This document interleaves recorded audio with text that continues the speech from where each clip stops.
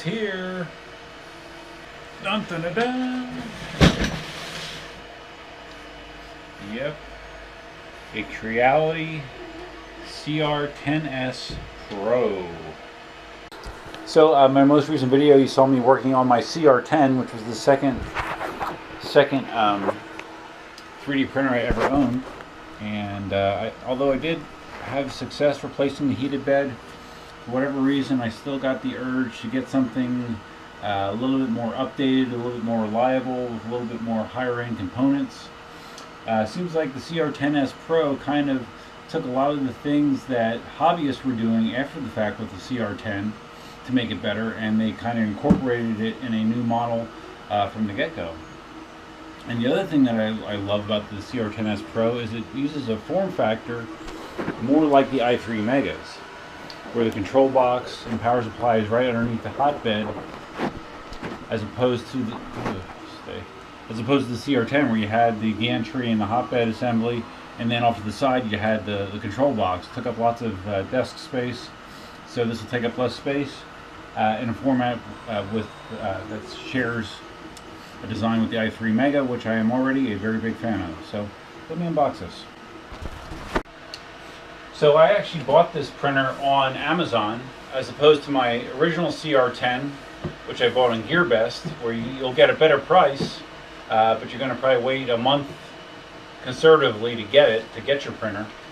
And if you have a problem with it, you're going to have a whole lot more hassle getting it addressed than with Amazon, where they will take pretty much anything back if you're having an issue. So I opted to pay the extra money to get it on Amazon and to get it quick. You'll see a link to this printer on Amazon in the description below. So I'm trying to see one big piece of foam that everything is packed inside, as opposed to having, you know, like a top section and a bottom section. You just got one big ass piece of foam. You can see already the hardware components look much different than what I'm used to. Okay. Box out of the way.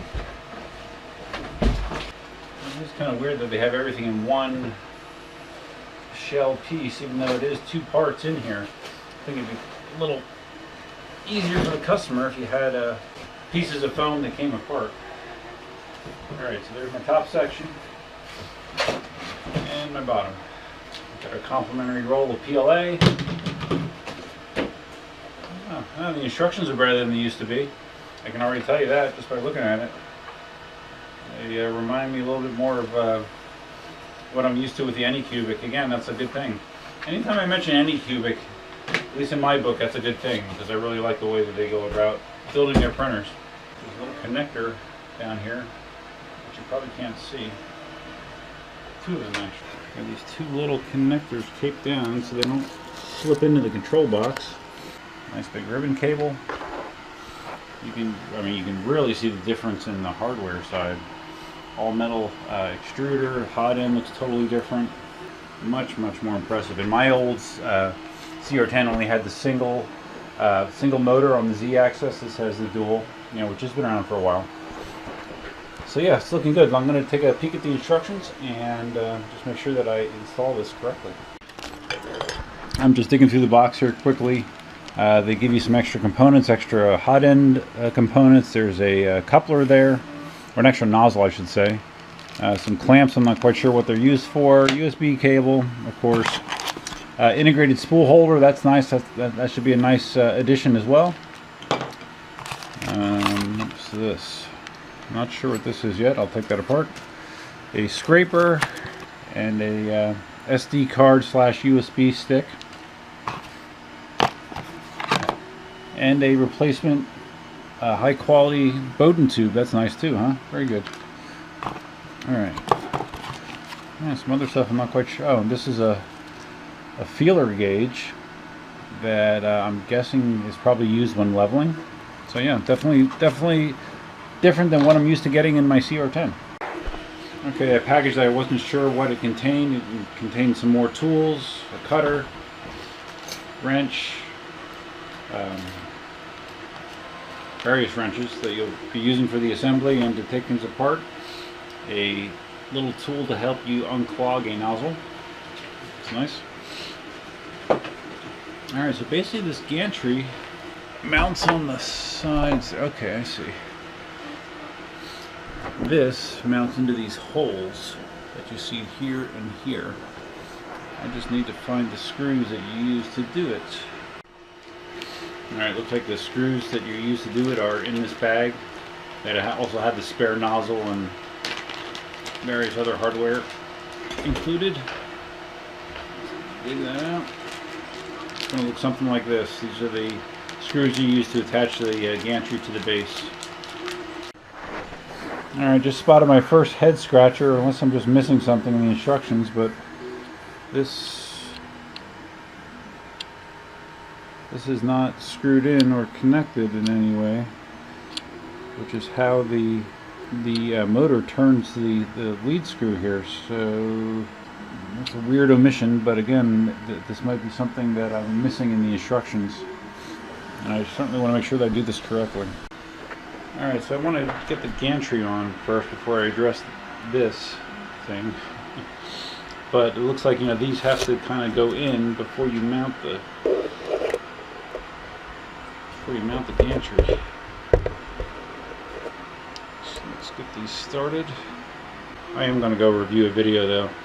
I've had a rash of problems lately that have been caused by me not properly researching how to do things and just kind of winging it, which a lot of times works fine, but lately I've been getting burned by that strategy, so I'm going to try to use a slightly different strategy and just make sure I'm doing this correctly and not overlooking a step. But we are going to plug those in, and we're going to line up the gantries. If I can just get one screw in to hold it for now. Yeah, so this weird design means you have to, you know, use the Allen wrench basically to do this, as opposed to, I have a nice T-driver that I normally, magnetic T-driver that I like to use. This is really dumb. Alright, I'm getting all four of these gantry screws in. I got 3 of them in right now. This reminds me of like an old cable I would use on my old computers that I used to fix and build and maintain. There we go. This reminds me of an old hard drive cable. Like an IDE hard drive cable. Okay, now I'm going to go look at a video. Alright, so I just watched a video on this, and unfortunately, in that video, this is connected. It's supposed to be connected. It's not. No screws. So, yeah, that's aggravating. It's one of the reasons that, it's one of the improvements that, you know, Creality supposedly did on these, are better quality control.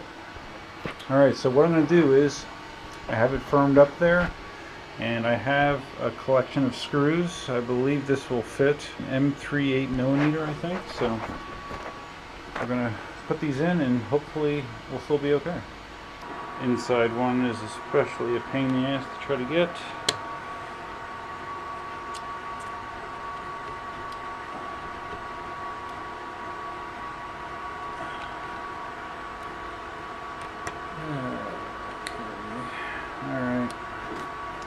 Have those in, hopefully they're fine. But I know you have to, they give you a little spacer so you can adjust your Z height on both sides, so you can make sure that is good.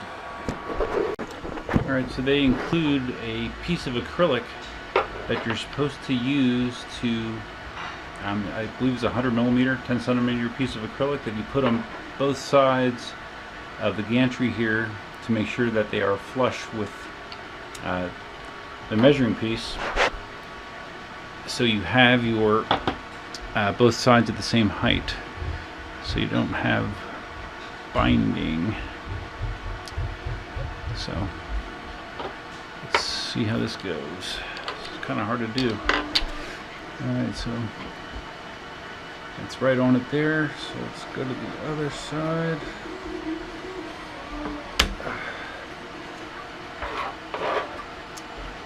Okay, that actually looks pretty good. Looks pretty even.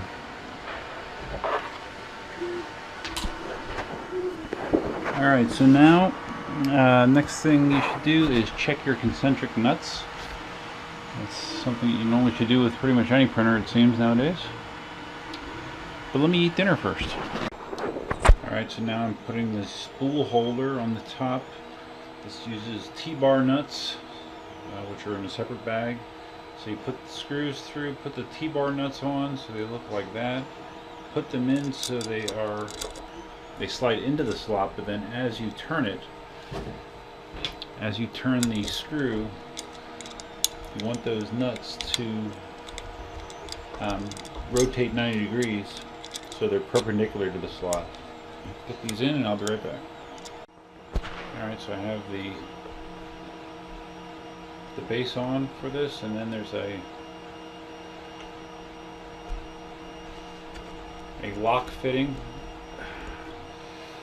Screw that on, and there you go. Filament holder installation complete. Alright, I'm just getting the wrench on these concentric nuts just to make sure they're tight. The way you can feel it is like when you move it, you should feel the wheel spinning on the track. You know, you want all the wheels to be making good contact with the track so there's no wobble in your bed. So it feels good right now. Alright, so at this point I think I'm ready to actually put this thing over here and plug it in. From what I can tell, I've followed the instructions and kind of cross-referenced them with the video that I watched. I have more than enough space because this is the same spot where my CR-10 used to live. And this new compact form factor fits here much better. What's kind of weird is this ribbon cable. It's not a real clean way to have that ribbon cable sit. Alright, so well, I think I read this power supply typically on I think almost every 3D printer I've ever had, except maybe the FlashForge Finder that the camera's sitting on, you've always had to select the proper voltage for China versus the United States, and it looks like this one is an automatic switching power supply, so I don't believe you have to worry about that on the Pro model. Let's see. I don't see a slider switch on here, and the manual does not mention it either, so I'm going to just plug it in.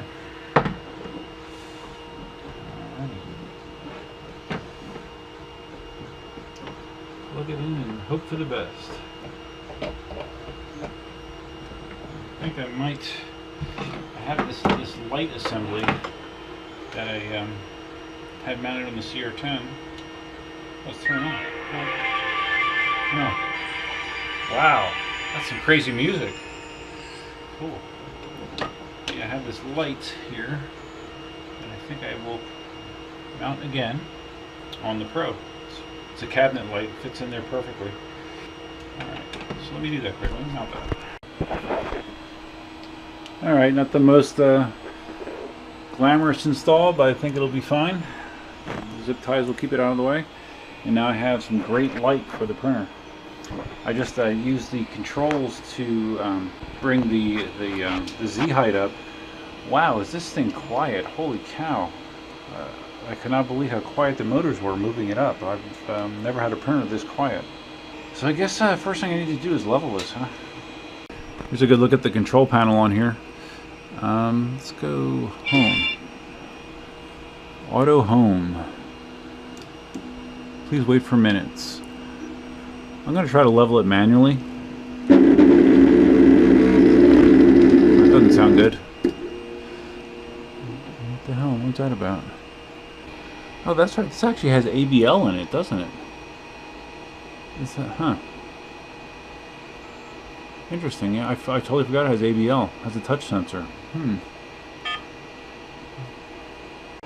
Alright, so I just put the included SD in there. I'm gonna load some filament up and see what happens. Maybe not the smartest thing, but let me take a shot at it. Alright, I have it plugged into my UPS over here, which I use with my other printers that don't have power save or power failure protection. And this bed pulls more power than the CR-10 does, so it makes the UPS beep as it's heating the bed, so I'm going to need to probably take this off of the UPS. It's nice how the filament detector is bolted on there. The light comes on when you actually insert filament through. Let's see, get it all the way through. Alright, I got it through the filament detector. Now we need to squeeze this.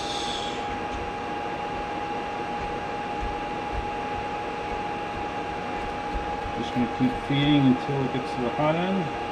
It's interesting, even though they gave me some white filament, there's yellow filament coming out of the hot end, so I guess that's what they test it with. I'm assuming that there is a test print on this SD card.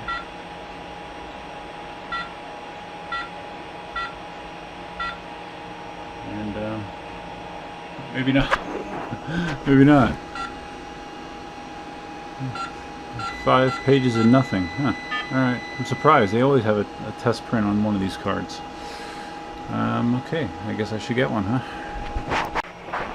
Alright, I was just reading through the leveling instructions. I'm gonna do a manual level. They describe the manual level installation, or manual level procedure, and the automatic. But let's go with manual. So we're gonna go to settings, leveling, and then aux leveling.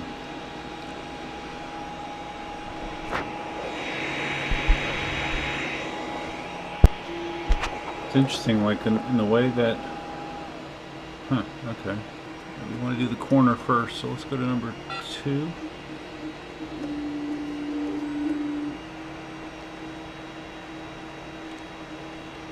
Alright, let's see how this can't be too hard, right? Just taking regular leveling.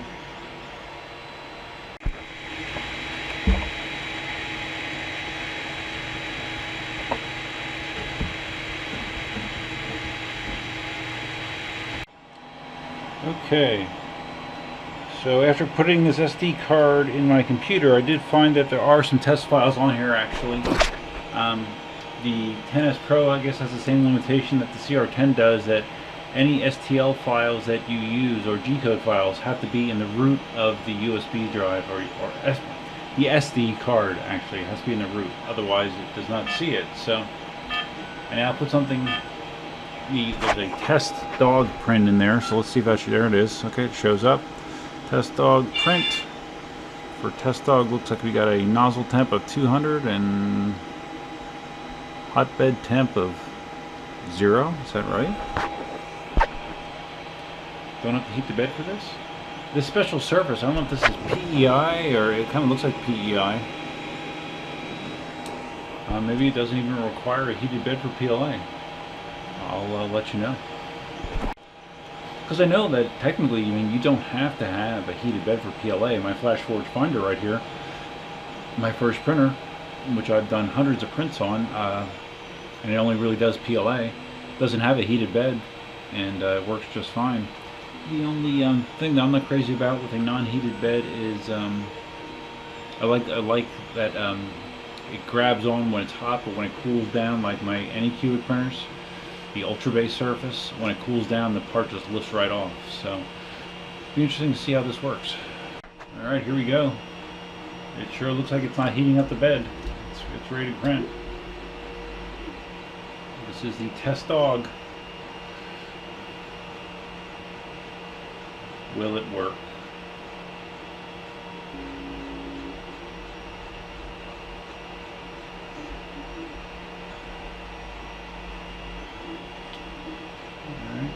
We're still spitting out the leftover yellow. It's kind of odd that it's printing off to the side like that, isn't it? Instead of centered on the plate.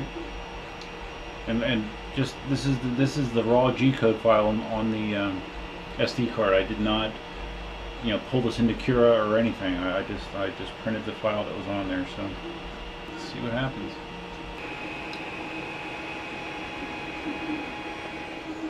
One thing I can say because this thing is amazingly quiet. Crazy quiet. Wow. That's something else.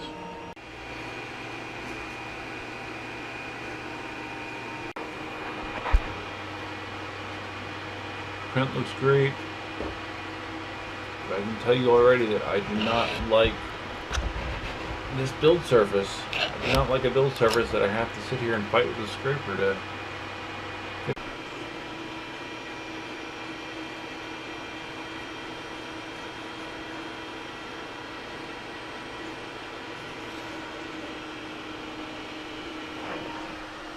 That's a really nice print. Really, really nice. Alright, so as you saw, the test print, the test dog print turned out really, really well. Doing another print now. This is actually a cactus. It'll be a cactus when it's done. Oversized print. So far, so good. I'll be sure to report back once I have some more experience with the CR-10S Pro, but so far I've been very, very happy with it. So, if you found this video helpful, please give it a big thumbs up. If this is your first time visiting the channel, please consider subscribing.